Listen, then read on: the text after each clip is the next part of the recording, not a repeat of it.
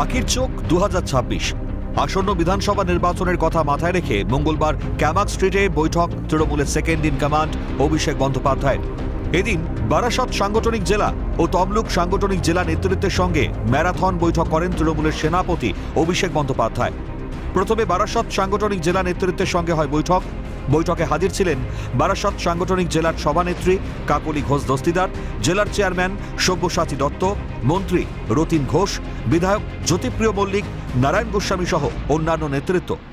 সূত্রের খবর, এদিনের বৈঠকে অভিষেক জানিয়েছেন, কেন্দ্রীয় বঞ্চনা নিয়ে লাগাতার কর্মসূচি করতে হবে। প্রতিদিন মানুষকে বোঝাতে হবে যে কেন্দ্র টাকা দিচ্ছে না, টাকা দিচ্ছে রাজ্য। পাশাপাশি বাঙালি অস্মিতা নিয়েও এদিনের বৈঠকে আলোচনা হয়েছে বলেই খবর। দলীয় নেতৃত্বকে অভিষেকের নির্দেশ, তৃণমূল সুপ্রিমো মমতা বন্দ্যোপাধ্যায় ভাষা আন্দোলন নিয়ে যে কর্মসূচি দিয়েছেন তা সঠিকভাবে পালন করতে হবে। ব্লক স্তর থেকে একেবারে তৃণমূল স্তরে এই কর্মসূচি চালাতে হবে। তারপরেই দলীয় নেতৃত্বকে স্পষ্ট জানান, যে বা যারা পদে আছেন তারা বেশি করে দলের কর্মীদের সঙ্গে নিয়ে কাজ করুন। পাশাপাশি সাংগঠনিক বিষয়েও নিজেদের অবস্থান এদিন স্পষ্ট করেন অভিষেক। জানিয়ে দেন, যুব সভাপতির বয়স যেন 40-এর বেশি না হয়। পঞ্চায়েত সমিতির সভাপতি ও ব্লক সভাপতি যাতে একজন ব্যক্তি না হন, সেদিকেও খেয়াল রাখার পরামর্শ দিয়েছেন তৃণমূলের সর্বভারতীয় সাধারণ সম্পাদক।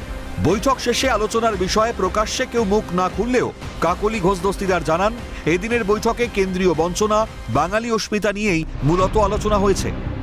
প্রতিনিয়ত আমাদের উপরে চাপ আসছে বাংলা বিরোধী ভারতীয় জনতা পার্টির, এবং তারা বাংলাকে দখল করতে চাইছে।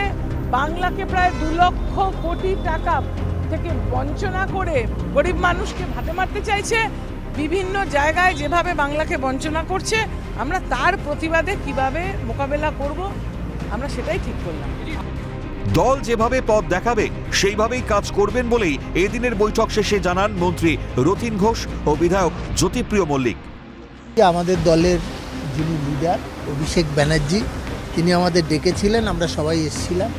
তিনি আমাদের কিছু মূল্যবান পরামর্শ দিয়েছেন, উপদেশ দিয়েছেন। আমরা চেষ্টা করব বিধানসভার আগে সেটাকে ফলো করতে। সাংগঠনিকভাবে আমরা বলেছি, দল যা দায়িত্ব দেবে, যাকে যে পোস্টে দল দেবে সেই পোস্টে আমরা কাজ করি। দল যা করবে সেটা আমরা প্রত্যেকেই মান্যতা দেবো। আমরা প্রত্যেকেই দল করেছি, 30 বছর 35 বছর দল করেছি। সুতরাং স্বাভাবিকভাবেই দলের উপর সব ছেড়ে দিচ্ছি, যেটা বলবে সেটাই পাই। সমস্ত কোন্দল ভুলে আপাতত 26-এর ভোট বৈতরণী পেরোনোই মূল লক্ষ্য রাজ্যের শাসক শিবিরের। সেই লক্ষ্যেই বিভিন্ন সাংগঠনিক জেলা নেতৃত্বের সঙ্গে বৈঠক অভিষেক বন্দ্যোপাধ্যায়ের। এর ফল ভোট বাক্সে কতটা পড়ে, উত্তর মিলবে সময়। ক্যামেরায় পুষ্পা দেবনাথের সঙ্গে খালিদ জামাল ও রাজা সাহার রিপোর্ট, ক্যালকাটা নিউজ।